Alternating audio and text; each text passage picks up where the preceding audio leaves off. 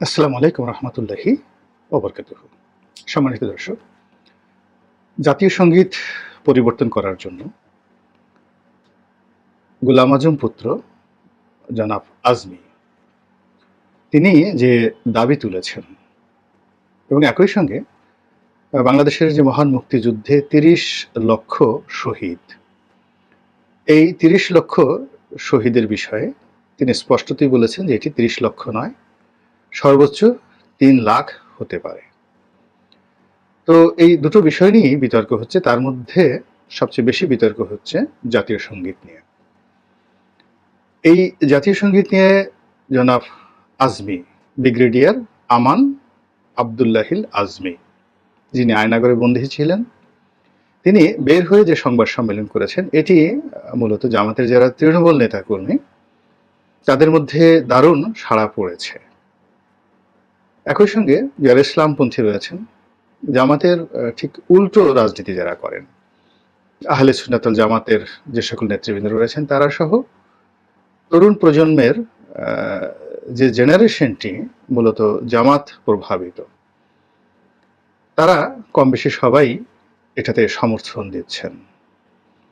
আর এই বিষয়টি নিয়ে যেহেতু এখন আওয়ামী লীগ এই জাতীয় সঙ্গীতটির যে পেছনে যে ইতিহাস, সেই ইতিহাসের সঙ্গে আওয়ামী লীগের একটা অবিচ্ছেদ্য অংশ, মানে যাকে বলে অংশগ্রহণ রয়েছে। তো স্বাধীনতা যে ঘোষিত হলো ২৬শে মার্চ ১৯৭১ সনে, তার অনেক আগে থেকেই এই জাতীয় সঙ্গীতটিকে সিলেক্ট করা হয়েছিল।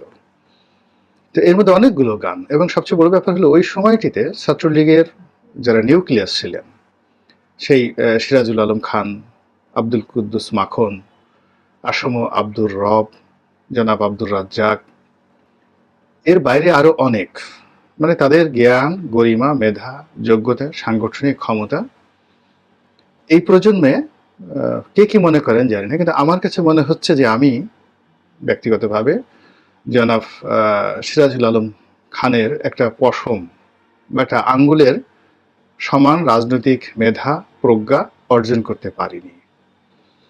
এবং জহির রায়হানের একটা বিখ্যাত লেখা আছে সময়ের প্রয়োজনে। তো সময় কতগুলো মানুষকে তৈরি করে।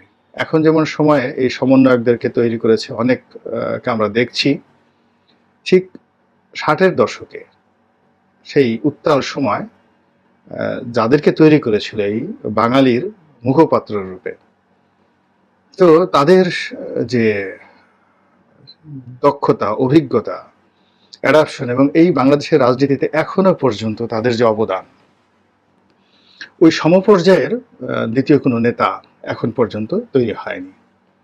বোঝার চেষ্টা করুন, প্রবল সামরিক শাসন চলছে, মানে এই আমাদের হাউন আঙ্কেলের সামরিক শাসন নয়, বিপ্লবের সামরিক শাসন নয়, টিক্কা খানের সামরিক শাসন চলছে, ইয়াহিয়া খানের সামরিক শাসন চলছে। এবং সেটি এত প্রবল ছিল যে আইয়ুব খানের মতো, যাকে বলা হয় আয়রন ম্যান, তিনিও পদত্যাগ করে ইয়াহিয়া খানকে দিয়েছিলেন যে আরো ডিজাস্টার করো। সেই সামরিক শাসনের সময়টিতে ঢাকা বিশ্ববিদ্যালয়ে স্বাধীন বাংলাদেশের পতাকা তৈরি করা হয়েছিল এবং উত্তোলন করা হয়েছিল। কল্পনা করা যায়? আমরা এই এখন সমন্বয়কদের ভয়ে, ডক্টর ইউনূসের ভয়ে, মানে সকাল একবার চিত হয়ে পড়ছি, বিকেল একবার কাঁপছি। যে টেলিভিশনগুলো, যে মিডিয়াগুলো এই কয়দিন আগে, ৫ থেকে একদিন আগ পর্যন্ত শেখ হাসিনার ভয়ে কম্পমান, তাদের কাঁপাকাঁপির পরিমাণ এই বর্তমান জমানাতে এসে আরো দ্বিগুণ হয়ে গেছে। তো এই কাঁপাকাঁপির যে বাঙালির সংস্কৃতি, সেই সংস্কৃতি কি ৭১ সনে ছিল না? তার মধ্যে টিক্কা খানের বন্দুকের বিরুদ্ধে স্বাধীন বাংলাদেশের পতাকা, যাকে বলা হয়, সেই রচনা করে সেই পতাকা উত্তোলন করা হয়েছিল। এবং সেই পতাকার যারা নায়ক, মহানায়ক, তারা এখনো অনেকেই জীবিত আছেন। তো তারা ইনক্লুডিং ফেরদৌস আহমেদ কুরেশির মতো জিনিয়াস, সুপার জিনিয়াস এ যুগের যারা আছেন, তারা কল্পনা করতে পারবেন না যে তাদের লেখাপড়ার মান কোন পর্যায়ে ছিল। তো যাই হোক, এখন এই তারা সিদ্ধান্ত নিলেন রবীন্দ্রনাথের এই গানটি, আমার সোনার বাংলা, আমি তোমায় ভালোবাসি। যারা বলছেন যে এই গানটির সঙ্গে বাঙালির কৃষ্টি এবং কালচারের কোনো মিল নেই,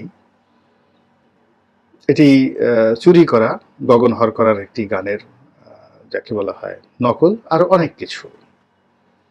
তো এই বিষয়টা নিয়ে আমি বিতর্ক না করে শুধুমাত্র যে জিনিসটি বলতে চাই সেটি হলো যে একটি জাতির ইতিহাস এবং ঐতিহ্য, এটির সঙ্গে যা কিছু মিলে যায় তাকে নিয়ে প্রশ্ন করতে হয় না। আমাদের ভাটিয়ালি গান, আমাদের ভাওয়াইয়া গান, আমাদের মোহনবাসীর সুর, মানে এগুলো আমাদের ইতিহাস এবং ঐতিহ্য। আপনি যদি আমাদের সেই বাবু সেলাম বারে বার, সেই আব্দুল আলিম এবং নীনা হামিদের সেই বিখ্যাত গান, আমার নামটি গয়া বাইদ্যা বাবু, বাড়ি পদ্মার পাড়, এখন আপনি যদি এই গানটিকে বাদ দিতে চান, এটা হবে না। এই বাঙালি রক্তের সঙ্গে মিশে গেছে। পদ্মা নদী হয়তো কোনোদিন যদি নাও থাকে, কিন্তু এই গানটি অমর হয়ে থেকে যাবে। এখন এই যে আমার সোনার বাংলা, আমি তোমায় ভালোবাসি, এই গানটি গেয়ে মুক্তিযোদ্ধারা মুক্তিযুদ্ধ করেছে 9 মাস। আমরা যদি এই 2002 সনে, 2024 সনে 2000 শহীদের ভার আমরা বহন করতে না পারি, এবং এই 2000 শহীদের রক্তের বদলা নেওয়ার জন্য আমরা গণভবনকে জাদুঘর বানানোর সিদ্ধান্ত নিতে পারি, তাহলে 3 লক্ষ বলেন আর 30 লক্ষ বলেন, তাদের সেই শহীদানের রক্ত এবং 9 বছরের অক্লান্ত পরিশ্রম এবং যুদ্ধ, তার জন্য কত বড় জাদুঘর হতে পারে। সেই জাদুঘর আমরা এই বাঙালি অনেক বছর করতে পারিনি।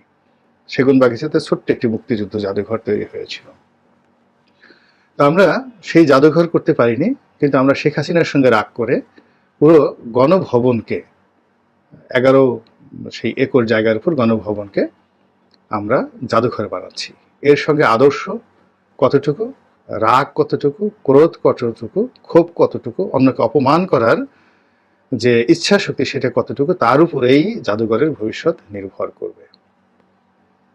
আমি অনেক আগে বলেছিলাম যে শেখ হাসিনা যে ভুলটি করলেন, বেগম জিয়ার বাড়িটি ভেঙে তাকে উচ্ছেদ করে যে ভুলটি করলেন, সেই ভুলের যে পরিণাম তাকে দিতে হবে। 32 নম্বরে যে বাড়িতে আক্রমণ করার কথা কেউ কখনো ভাবতো না, সেই বাড়িতে আক্রমণ করা হবে। বাস্তবে দেখেন তাই। আবার বলেছিলাম যে এই যে শেখ হাসিনা এই কর্মগুলো করেছেন, সেই কর্মগুলোর পেছনে বিএনপির যে ক্রোধ ছিল, অর্থাৎ সেই সময়টিতে, অর্থাৎ বিএনপি ক্ষমতায় এসে 2001 সনে যে কর্মকাণ্ডগুলো করেছেন, যেমন শেখ রেহানার নামে একটি বাড়ি নেওয়া হয়েছিল, সেই বাড়িটি বাদ দিয়ে সেখানে থানা, ধানমন্ডিতে থানা তৈরি করা হয়েছিল। এখন এই জিনিসগুলো ক্রোধ ক্রোধ তৈরি করে, প্রচন্ড ক্রোধ তৈরি করে। এখন যদি বেগম খালেদা জিয়া এবং তার পরিবার রাষ্ট্রের পক্ষ থেকে গুলশানে একটা বাড়ি পেতে পারেন, তাহলে বঙ্গবন্ধুর কন্যা তার নামে যদি একটা বাড়ি দেওয়া হয় এবং সেই বাড়িটি যদি বরাদ্দ আপনি বাতিল করতে চান, সেটারও একটা প্রক্রিয়া আছে। কিন্তু রাতারাতি সেটা করে যখন সেখানে একটি থানা স্থাপন করা হলো, তার প্রতিক্রিয়া দেখা গেল যে যখনই ক্ষমতা এলো খুব ভয়ঙ্কর আকার ধারণ করলো। আবার শেখ হাসিনা যে কর্মগুলো করেছেন, সেই কর্মের যে প্রতিক্রিয়া, সেই প্রতিক্রিয়া এখন এই জমানাতে এসে কয়েক গুণ, অর্থাৎ আওয়ামী লীগ বিএনপির উপর যে নির্যাতন করেছে তার 100 গুণ এখন দেখা দিচ্ছে, এবং তদ্রূপ এখন যারা বাড়াবাড়ি করছেন তাদের জন্য এর সাথে 100 গুণ পরিণতি অপেক্ষা করছে, কোনো সন্দেহ নেই। এটাই প্রকৃতির নিয়ম, যা বলছিলাম। তো এই জাতীয় সঙ্গীত, জাতীয় সঙ্গীত আসলে এটা যে কবে আবিষ্কৃত হয়েছে, কিভাবে হয়েছে আমি এটা বলতে পারবো না। আধুনিক রাষ্ট্র ব্যবস্থায় এর অভ্যুত্থান কবে হলো? হাজার বছরের রাজনীতিতে একটা সময় মুঘলদের কি কোনো জাতীয় সঙ্গীত ছিল? উমাইয়াদের কোনো জাতীয় সঙ্গীত ছিল? বা ধরুন খ্রিস্টান রোমান সাম্রাজ্যের 800 বছর তারা পৃথিবী শাসন করেছে, তাদের কি কোনো জাতীয় সঙ্গীত ছিল? কিংবা অটোম্যানদের কোনো জাতীয় সঙ্গীত ছিল? আমি জানি না। কিন্তু এই যে আমাদের জাতীয় সঙ্গীত, এটা একেবারে সাম্প্রতিক, কিংবা যাকে বলে, আমার কাছে মনে হচ্ছে না যে খুব বেশি দিনের এটি পুরনো, কিন্তু বাস্তবতা হলো যে এটি এখন রাষ্ট্রীয় একটা কালচারে পরিণত হয়েছে। খুব বেশি পুরনো না হলেও রাষ্ট্রীয় কালচারে পরিণত হয়েছে এবং ঐতিহ্যে পরিণত হয়েছে।